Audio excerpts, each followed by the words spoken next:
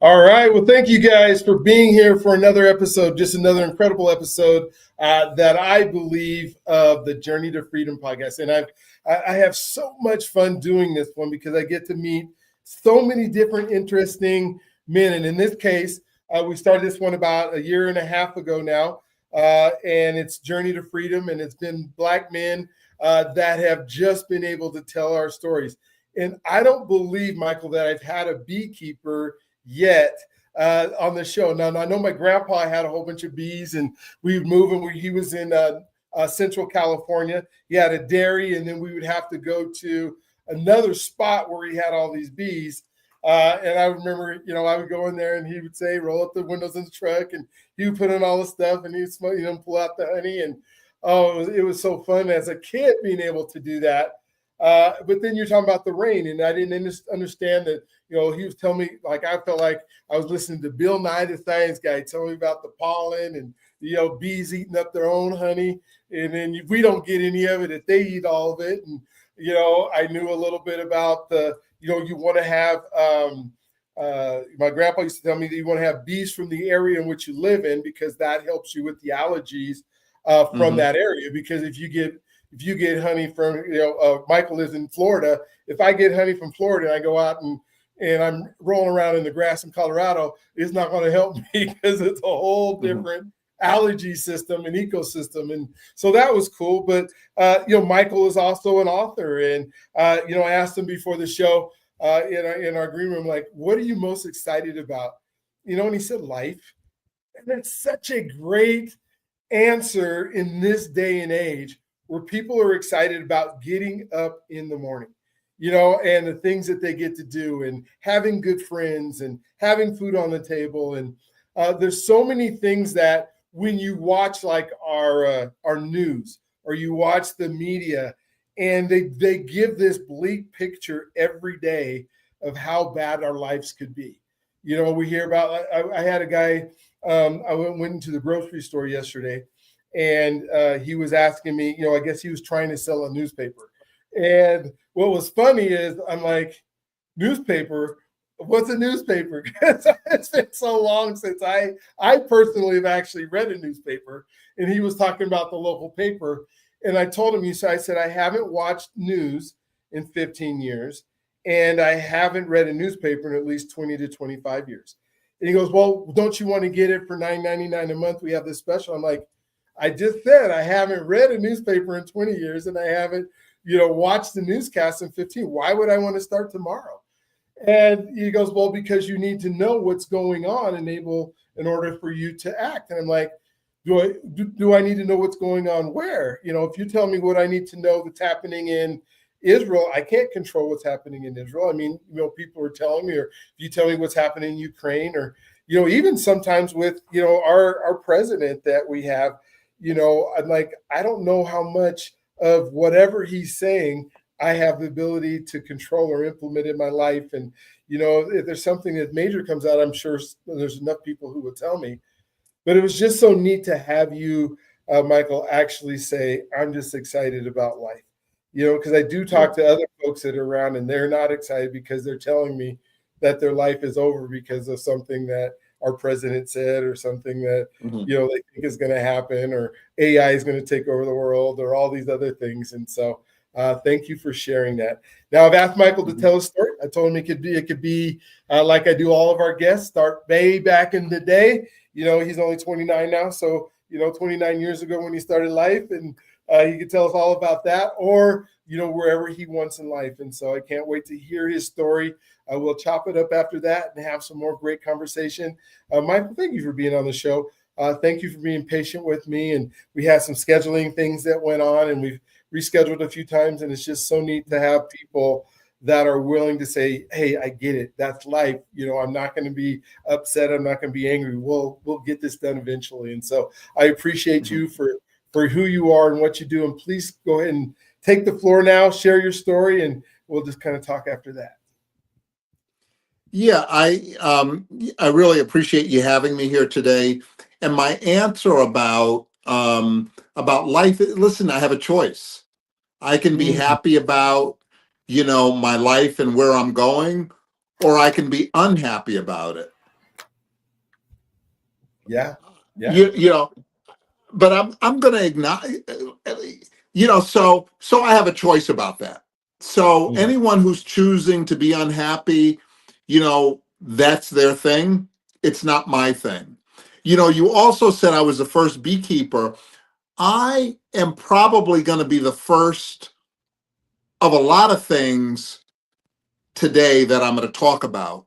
And, Okay. one of the themes I think in my life and growing up and through my adulthood is I have been the first in a lot of things that I've done.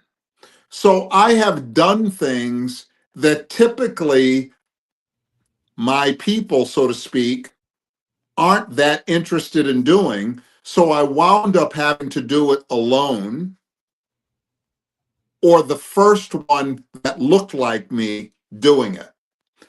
Even as a child, even, me and my brothers were the only ones in the neighborhood who swam.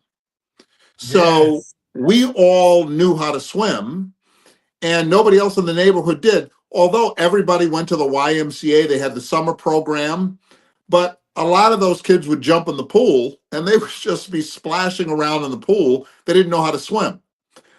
So we knew how to swim, Hmm. in a very in a larger context of how I'm from New Haven, Connecticut. So I'm from a black community. Everyone in my black community, for the most part, not everyone, but a large portion went to Baptist church Hmm. or Pentecostal and, all of those kinds of churches. Yeah. But we were Episcopalian.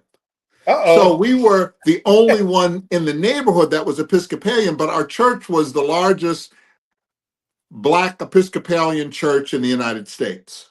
Oh, wow. So obviously there were other black people in my church, Yeah. but on some level in the neighborhood, I felt alone because I didn't go to the Baptist church or, those kinds of churches.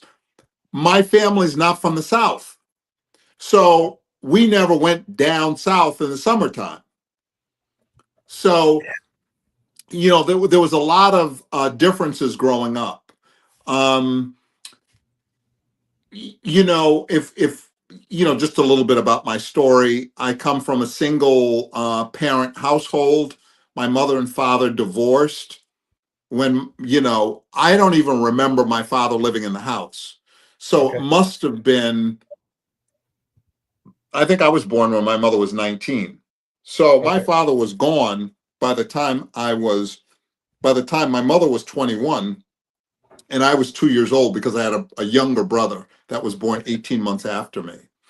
And I think as a kid, I felt lonely, but it wasn't something that you could really talk. Okay, you're lonely. Who are you going to tell? Yeah. My mother worked. She was a nurse, so she was working all the time. We were babysat or stayed with my grandparents who lived upstairs from us. But my grandfather was born 1898. My grandmother was born in 1902. So they were from a completely another world. And you just didn't go to them with problems.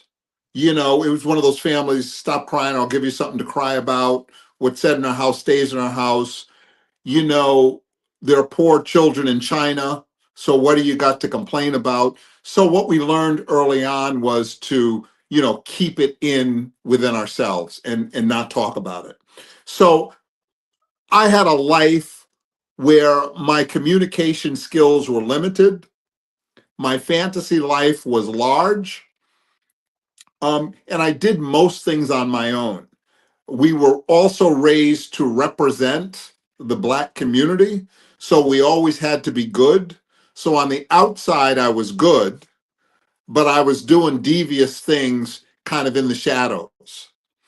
So what that did for me, or how it manifested itself in my life, was I wound up being very dishonest. Meaning, if you asked me a question, I would answer you, but I would always give you the right answer versus the honest answer. And that's just how I lived throughout my life. I got involved with drugs early on in life. No other reason other than curiosity. I was curious about what drugs did. I used them. I learned how to use them. So anytime I was feeling something to enhance the feeling of excitement, I would use more drugs. To dampen the feeling of shame, hurt, and anger, I would do more drugs. So I never learned how to process my feelings in a healthy way. I always used drugs to do that, or food. I graduated high school. Throughout school, I was just a DC student. I never really did well in any school. I never really felt good about myself as a bright or smart person.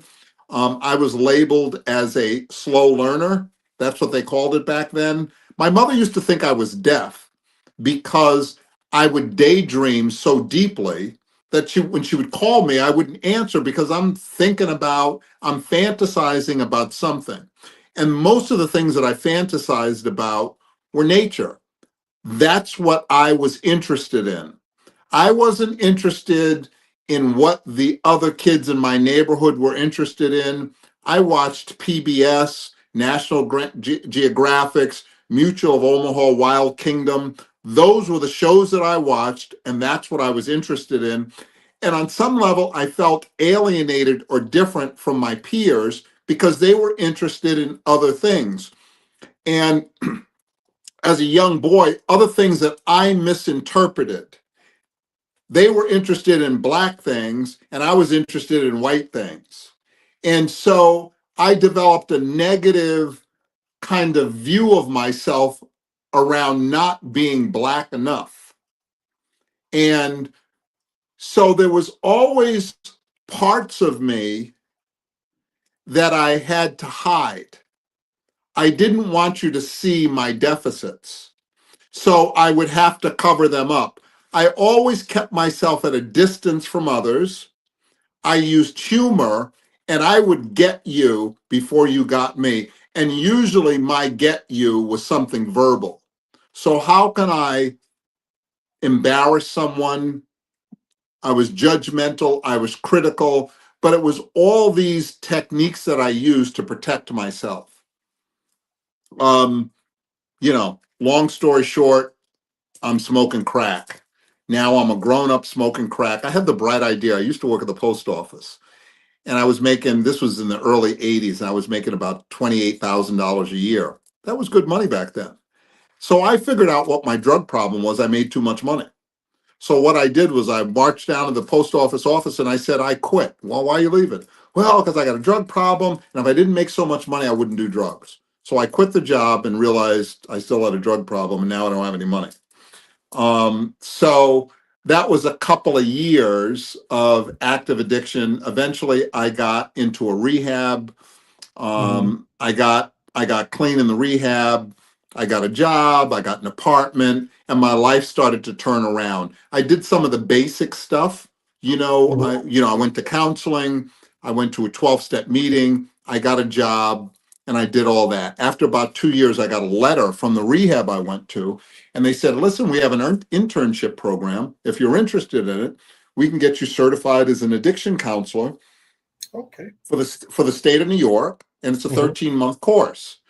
Now, I've always identified myself as not that smart because I wasn't so book smart. I wasn't great in math or in any of that stuff. But I got this internship. I said, well, how am I going to do an internship? I got to move upstate New York and do this internship, and they're not going to pay me.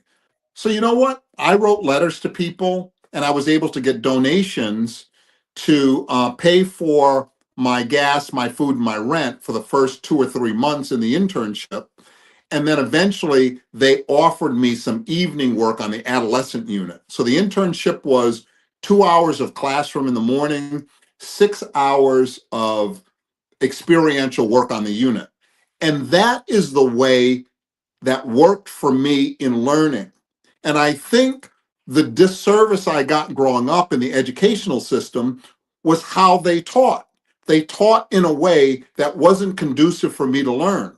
Mm-hmm. But this internship proved, boy, 2 hours of classroom, 6 hours of experiential, so I can practice what I just learned and know how to do it, versus sit in classroom all day and then they give you homework at night.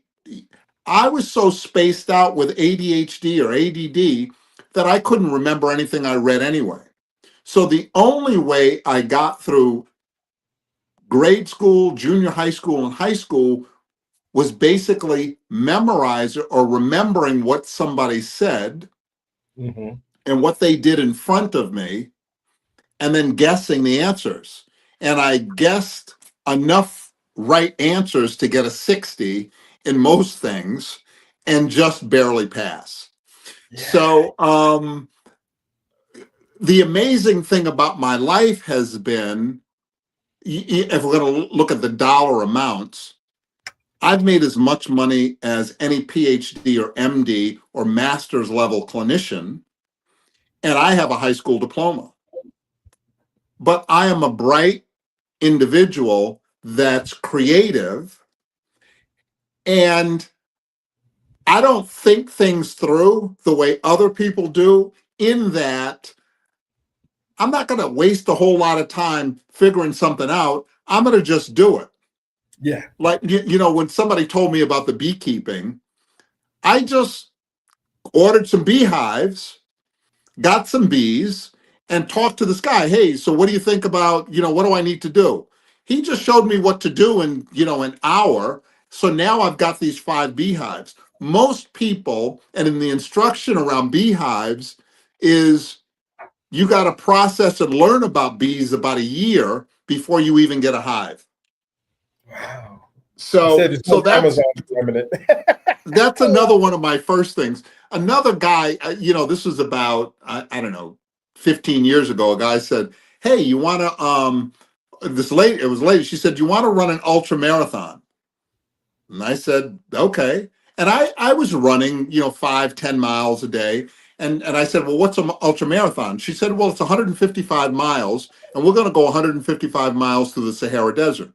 I said, Whoa. 155 miles? How do you do that? She said, "Oh, we do a marathon a day for 4 days and 58 miles on the 5th day. You want to join us?" I said, "Yes." So I told her yes. I start training for this thing. I said, "There's no way I'm going to be able to finish this race." So Yeah. we get to the race day. We wind up in Egypt. We're getting ready to run this race. There's no way I'm going to do 26 miles tomorrow. I got through the 26 miles. The first 18 miles, my feet swelled up so bad that I couldn't even wear my sneakers anymore. And I just happened to bring a pair of Tevas with me. So for 137 miles, I ran the rest of the way in Tevas. And each day that I had to do the race, I said, I can't do this. But you know what? I got up and did it anyway. And What's a Tiva before you go further? What's a Tiva? Tevas are those old man sandals that have the Okay, gotcha. Velcro. That I'm an old man now, but I think in my mind like a young man. So I call it old man Yes, sandals, I know but they're exactly like what you're talking about now. Yes, they're the okay. sandals for guys like me. You Yeah. know. So I ran that whole race in the Tevas. The day that we did the last day was the 58 miles. And I told them, I said, listen, they said, oh, you can rest here. I said, if I rest, I'll fall asleep and I'll never I get won't back up. go. Yeah, I won't get back up. No. So I just kept going, and I eventually was able to finish the race. But the organization was the 4 deserts. They go to Egypt, they go to South America, they go to China. If you do those first 3 races first, you get invited to Antarctica. And do you know I was the first Black person to have ever, and that race has been going on for 20 years. And I was the first Black person to ever run. And we were in Africa, and there was no Wow. there were no And other the Black Kenyans people were that run running, the huh? race that time that I did. Wow. Back in the 90s, I was reading GQ magazine, and Mhm. I was reading this article, Boulder Outdoor Survival School. And they were people that were kind of living in the desert and the only goal was food, water, and shelter. Yeah. And I'm reading this magazine, and I'm talking, I tell my boss, oh, look at this magazine. These people are in the desert, they're doing this, that, and the other. Boy, that sounds exciting. He says, well, why don't you do it? I, never thought about doing it. I said, why not? So I signed up for Boulder Outdoor Survival School. It cost me a couple of $1,000s. People said, you're crazy. You're going to pay money to live in the desert no. and look for food, water, and shelter? I said, yeah, because that's what I'm interested in. I'm not interested in going to Las Vegas and staying at a really nice hotel. Nice hotels come a dime a dozen, but you don't get an experience like this unless you actually do it. And after I did that, the following year, I did a primitive living course with the Tarahumara Indians in the mountains of Mexico. And that was a great experience. But I'm talking about all of this in the framework of what recovery is. Recovery from addiction isn't just about going to therapy, counseling, and 12-step meetings. It's about recovering your dreams and living them out. And I think if the description of recovery was larger than going to treatment and 12-step meetings, it would be more appealing to people. Now, I know not everybody's going to want to run an ultra marathon, 155 miles to the desert. Not everybody wants to be a beekeeper. But most people have dreams that are unfulfilled. And if you have an addiction problem, you probably have a whole pile of dreams that are unfulfilled. And the only thing you have to get right to begin to live out those dreams is move towards abstinence and becoming abstinent. So abstinence gets you in the door of recovery, and then you get to do whatever you want when you're there, but you have to figure out a way to get abstinent. Now, I did the route of going to a 30-day treatment program. Maybe somebody wants to do something different. The 30-day treatment program, if you have insurance, is probably the easier, softer way of doing it versus trying to do it in your bedroom or, going to counseling once a week or something like that. But my second job professionally was in an intensive outpatient program. And half of the people in the intensive outpatient program came there through a 30-day program, and others came in off the street. And I don't know that there was any difference around the success rate for the ones that came from the 30-day program or off the street. The ones who engaged in the recovery process and kind of followed the direction were the ones that were successful. These were the ones that may have been doubtful of what the process was, but you know what? I'm going to trust these people. I'm going to trust this guy for a period of time. For me, it was, I'm willing to trust this process for a year. And if it doesn't work for me, I'll go back and smoke crack. I was able to put together a year, and it worked for me, and I continued on. So I have 36 years clean now, and I have no reason or want to go back. But my recovery process has had some basic ingredients. The first one is abstinence. The second one is I have to get with some like-minded people that have a similar goal. But I also have to start to take responsibility for my life and my recovery. And I can't blame anybody else for me not being able to do the things that I want to do and I need to do. Listen, they say in life, you can be anything you want in life. Okay, I don't want to be an astronaut. So I could never become an astronaut because I have no desire to be an astronaut. But 3 years ago, I wanted to feed live hyenas. and I did that. I went to Ethiopia and I fed live hyenas. That's what I wanted to do. I wanted to climb Machu Picchu. I did that. I wanted to climb Kilimanjaro, and I did that. I wanted to climb Mount Meru, and I did that. So everything that I've wanted to do, I've been able to do. I was in Ethiopia, in the hottest place on earth, right?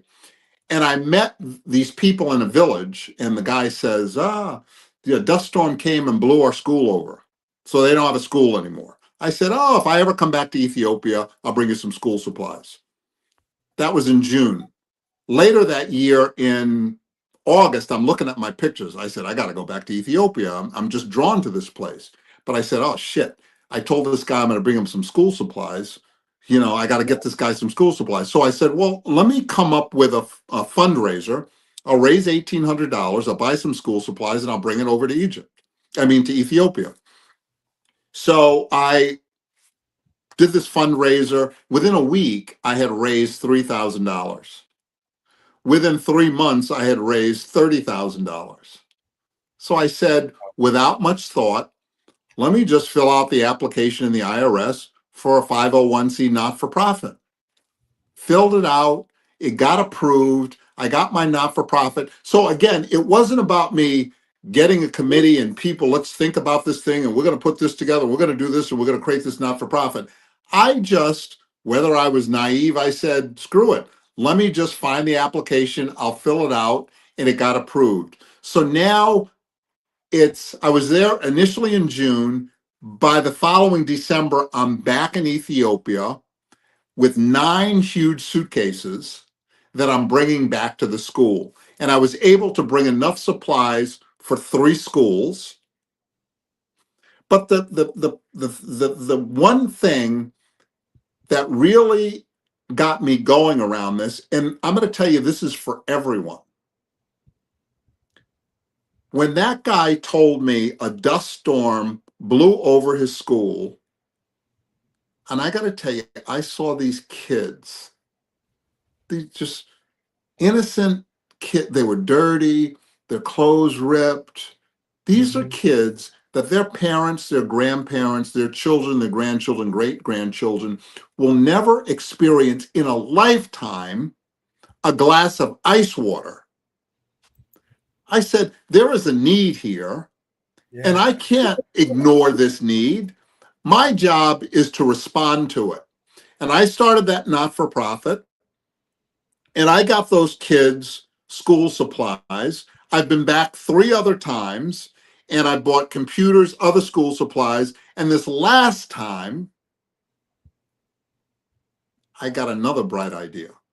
Uh-oh. I said, how do we incentivize these kids to come to school?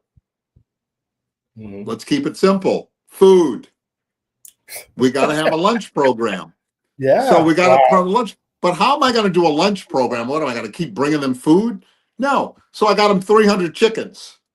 So they lay eggs, and every kid, and I made it very clear to those people at that school. I said, these kids should be getting 2 eggs a day for lunch. Now, these are the kids that may get 2 eggs in a year. Now they're getting 2 eggs for lunch every day, 5 days a week. And I don't care that the culture doesn't offer that in general, but I made it my request. If I'm going to help you, this is what I'm asking you to do. Get them that stuff. So I think we as human beings, as people, need to respond to the needs of others. That we're not on this planet alone. And, maybe there's some self-caring reasons why I do it, because maybe when I'm down and out, somebody will be there for me and provide something. And I'm thinking, listen, if I get down and out, I hope somebody really lays out the red carpet for me, gets me a nice place to live and this, that, and the other. Who knows what's going to happen? But I respond when I see there's a need versus ignoring it or pretending like I don't see it. And yeah, listen, I'm not handing out money on the streets to every homeless person. Yeah, no. But I'm talking about in a very general way. That's what I do. And so recovery has afforded me the opportunity to respond to my value system. When I was in active addiction, I couldn't respond to my value system. But in recovery, I can. Again, I've expanded my understanding of what recovery is because travel, adventure, exercise, things like that are important to me. Also, engaging and practicing spiritual principles, honesty, integrity, perseverance, compassion, all of those things, trust, really work for me. Earlier this year, I decided I wasn't going to work and I was going to take some time off to do some things. So I increased my journaling, meditation. I took a permaculture course. I did some grounding work. I'm walking around barefoot so I can feel the earth. I increased my exercise. I went to Africa and I climbed Mount Muru. And I wrote a book. And again, with the book, I was a little insecure. You know, how am I going to write a book? What do I know? And I realized, well, I know my life, and everybody's telling me I'm an interesting person. So why not put it down on paper? So I was able to work with a coach, and I wrote a book. I started in January, and the book was finished in June, 6 months. I have a friend that's writing a book. She's still been writing the book now in 3 years. I used another method that really works for me because sitting down with a pen and a piece of paper, writing 5,000 pieces of paper wasn't going to work for me.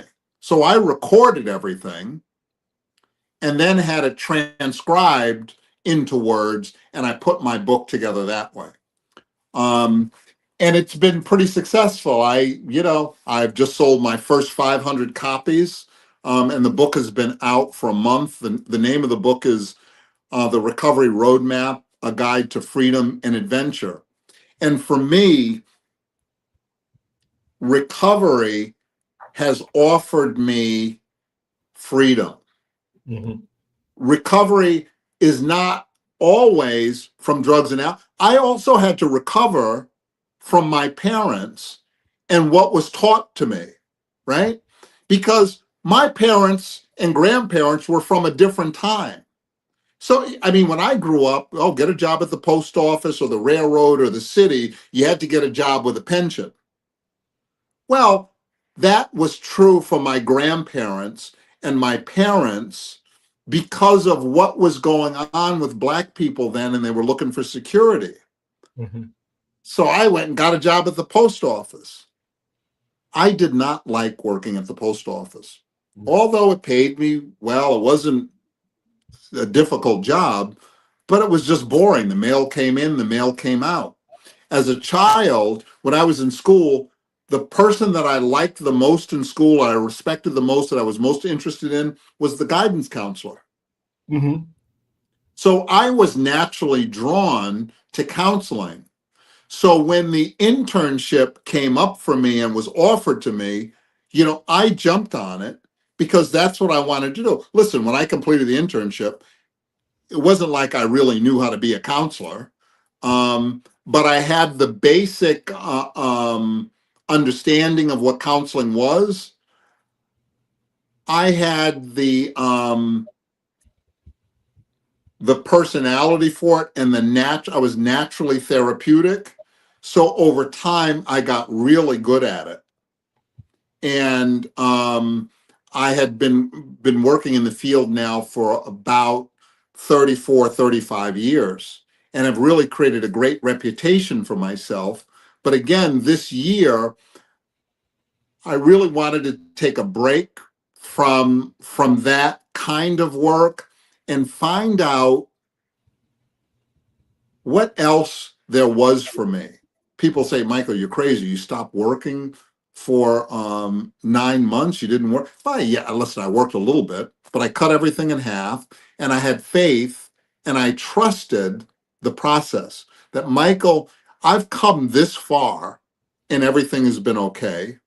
Why can't I do a little bit more and trust that things are going to be okay? So over the year, I was able to get jobs that paid me a bulk amount of money that was 3 or 4 days. So I didn't have to work all the time. I could write my book. I could exercise. People are like, well, what are you exercising all day? Yeah, because I wanted to. And this body has to last me a lifetime. And I'm not going to squander it, and put all my effort into showing up for work and sleeping all day. So I made a serious effort into working out. So I work out, I don't know, I do about 3 different, I do this strength training once a day. I do yoga once a day, and I either cycle or climb once a day. So I do 3 separate workouts a day, and I do that 6 to 9 times days in a row. And I don't take days off because I know there'll be naturally days that I don't want to do it. So I don't want to plan a day off. I just, when my body says, Michael, it's time to take a day off, I take a day off. And that's what I do. I started a Black men's journal group. Okay. So I meet with these guys. We meet every other week, and we have a journal book that we use. We review the journal book. We review our journal writings and share with each other, to kind of develop a relationship that all of us have agreed we haven't been able to find out in the streets or out in our neighborhoods, where people tend to be superficial in your relationships with each other, but you don't really get deep. And especially as a group of Black men getting deep. Now, you can go to a 12-step meeting and people raise their hand and share, but you can't really give feedback on it. You can't go back and forth on it. And this group gives us an opportunity to do that. So that's a really good thing that I've been able to do. Let me give you another first, maybe for your audience. I climbed an active volcano. It wasn't hot? I got to tell you, that place was hot. I went to the hottest place on earth in Ethiopia. And let me tell you something. It was 120 degrees at night. It was so hot, it was just impossible to go to sleep. You could not go to sleep. You couldn't take off any more clothes than you took off, and you're still hot. Yeah. You know what I mean? It was pretty tough. So so I did write this book, and I was really proud to be able to acknowledge 2 mentors that I had, that really, they gave me their business in New York. They said, Michael, you run it. And they gave me supervision around it. They were both licensed social workers. They gave me supervision around it, but they let me run it. And they trusted that I could run it. And I ran it. I did a good job, but I didn't always feel good. I felt insecure, like an imposter. But I've realized now that we grow over time. And even though, I don't know, I'm in recovery for whatever period of time, in my 60s, I'm starting to feel the confidence, the security that I would have hoped for in my 40s and 50s. But you know what? I didn't have it. It was all a front. I don't know that it was all a front, but but I can really feel it now. And I don't say like I got regrets because I didn't do it then. Back then I was doing something else and I was enjoying life, even though maybe if I look at it now, I was a phony or whatever in certain aspects.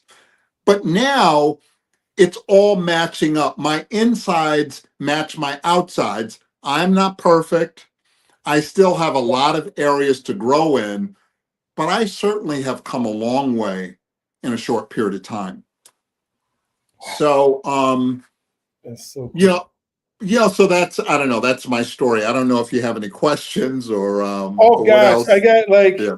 I got a big old book of questions and sheets. I mean, this is incredible, and I thank you for sharing, especially when I used to run a homeless services 50-bed facility here in Denver, Colorado. And when we talked about recovery, everybody always wanted to talk about the step plans and what we're going to do in therapy and the group meetings. And I am so incredibly happy that you shed some light on recovery isn't going to a class once a week and then thinking that you're cured. You Let know? me let me tell you when I went to Colorado uh, 4 years ago, part of my recovery was climbing Mount Vale, okay. but also downtown Denver. I forgot that area. There's a gym there's a climber gym there. Yes. Yeah. So I went because I have a climber at home, and I said, you know what? I want to experience it in the live studio. So I went to the live studio and experienced my climber machine. I'm on they have a contest every month, a competition every month, and I'm on the competition this month, and it's usually a 40 or 50,000 foot climb. And I'm Mhm. 66 years old. So I'm competing with 30, 40, and 50-year olds. And I got to tell you, every month, I'm in the top 5. So I'm doing good. And last year, I self identified myself, I labeled myself, I titled myself a professional athlete. So the NFL didn't do it, ESPN didn't do it, I did it. I don't need anybody else to tell me I am a professional athlete. And I I've love it. never played on a team before, and I've never been paid for my athleticism, but here I am, professional athlete. So maybe I'm your first self-proclaimed professional athlete on Self-proclaimed. your show. Well, I got to reach back into the day because I'm 60 now, so I got to go back into my athletic days. Mhm. But we got to get you sponsored. When I think of, the Nike Just Do It, that is you. You're not like let's think about it, let's talk about it, let's analyze it. You're like let's do it, and you actually do it. I got to figure out who I got to send this video to so that we can get you some But shoes the so you thing don't have is, to do if a if marathon. you don't just do it, there's a tendency to talk yourself out of it. Of course, of And course. And then when it yeah, hurts a little bit, it's even worse, right? It's like if I sit down, I'm not getting back up, and uh-huh. we got to get this over to somebody who can get you some of those that gear because you should Yeah. never do 159 miles in some sandals. I don't Mhm. care who it is, or 58 miles, or 130, however many you told me you're doing. And Mhm. I was just as you were going through some of these things, and I was thinking about some of my life and the things that I do because I grew up here in Denver, so I too never traveled to the South. I took 18 black men to Birmingham, Selma, and Montgomery last January, and we did a civil rights tour. And I went on the tour 1 year before. I'm like, oh my gosh, I had no idea the South was like people who just traveled from the north to the south. And I was like, Mhm. and so I grew up swimming, and I was a lifeguard at a beach and all that kind of Mhm. stuff. And I'm just thinking about all the things you do.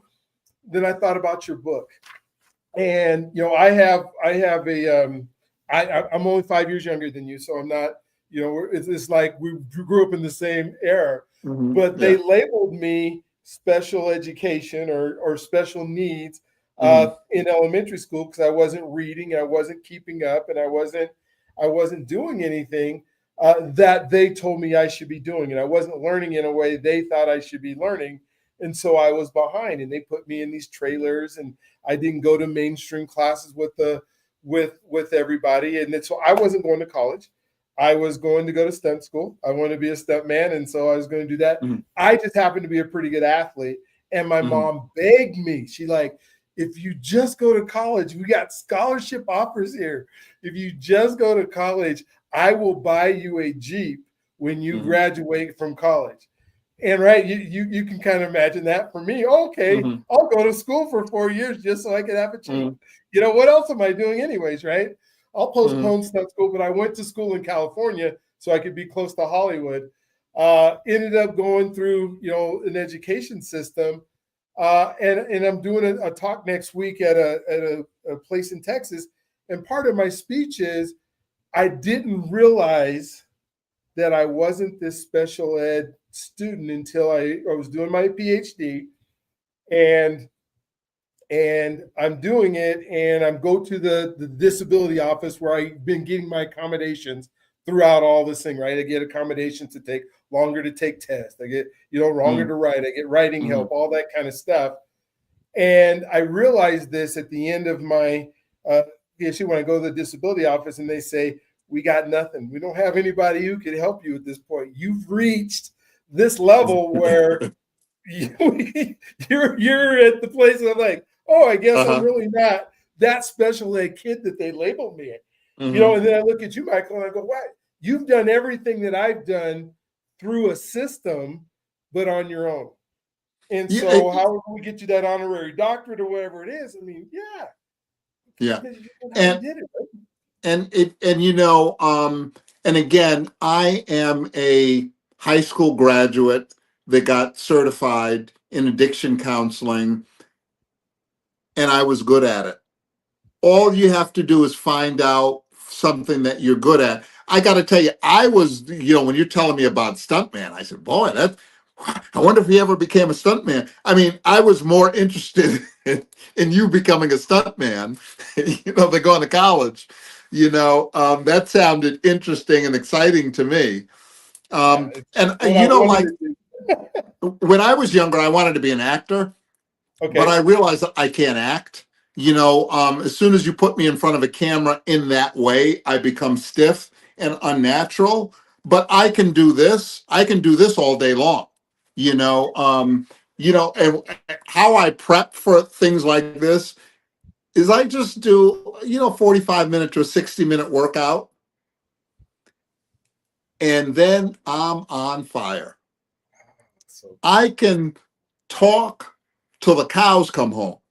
mhm, After a great workout. And also for me, a great workout really helps with depression. mhm, I think yes, I have experienced depression in my life, and I have tried antidepressants in the past. They worked, but I also realize that exercise works. So as mhm. long as I exercise, I don't need to take a pill or an antidepressant. I just need to exercise. And again, this body has to last me a lifetime. And um, one of the things that I'm really understanding, and I want everybody to know, when opportunity comes, it's too late to prepare. So we need to engage in the preparation now, because opportunity and tragedy is right around the corner. And Mhm. if you're not prepared for it, it Yeah. will overwhelm you. And so my journaling, my meditation, my exercise, my engagement with people are all my preparation for what's happening next. And I just really believe that. And I think oftentimes people are not prepared for life and what life has to offer them or take away from them. Yeah. It's like they're not ready to take advantage of, I have, I just finished a book called Be Do Have. So it's becoming the person that God put you on this earth to be, Mhm. instead of trying to do it and have it first. And we spend so much time having it. How do we become like, are we prepared for the opportunity when it shows up and says, okay, we're ready to run an ultra marathon? Well, if you hadn't even been running 5, 10, any miles at all, now you're not prepared to take advantage of that opportunity that comes out Right. and then to Hmm. be able to do it. And Yeah. so much of our time is so stuck thinking about what we want to do, that we don't actually ever get those experiences. Like you talked Mhm. about those kids in the pool, right? They'd run and jump in the pool, but Mhm. there's probably the opportunity was the why, right? The why is going to Mhm. teach you how to do this right. All you want to Mhm. do is jump in the pool. Well, I can Yeah. remember when I was a lifeguard at the water park, I had all these little black children jumping in the wave pool, and I'm in there all day saving them because they don't know how to swim. Right? Uh-huh. And I'm like, Yeah. what is going on here? Mhm. Where why don't you go take a few sips? Then this experience is going to be fun, and you're not Mhm. having a near-death experience every time you get in the water. And you know what it is though? Listen, I'm not a parent, but I do have a parent, Uh-huh. and my mother made sure we learned to swim. From kindergarten to 5th grade, we went to private school. My mother filled out the forms and got us scholarships into the private schools. I got to tell you, if I did not go to those private schools, I never would have graduated high school. I would be in prison. Mm-hmm. I Mm-hmm. would have no teeth. I would be acting and looking like all of those people, not all of the people that I grew up, but some of them. I Part of what gets me in the door in a lot of places is I speak well. Yeah. Yeah. And my voice and my speaking ability gets me through the door. Listen, a lot of people talk to me, and just in the work that I do, they call me doctor. They just assume I'm a doctor. I You talk are. You apparently are. like a doctor, and it gets me through the door. And if I didn't have the parent that I had, Uh-huh.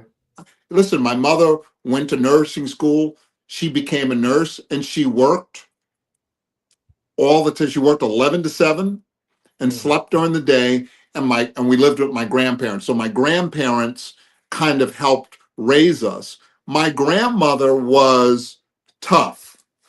She didn't play around with nothing. I'm giving an example of her. Like if we were at her house, every Saturday we had to, you know, clean the kitchen floor.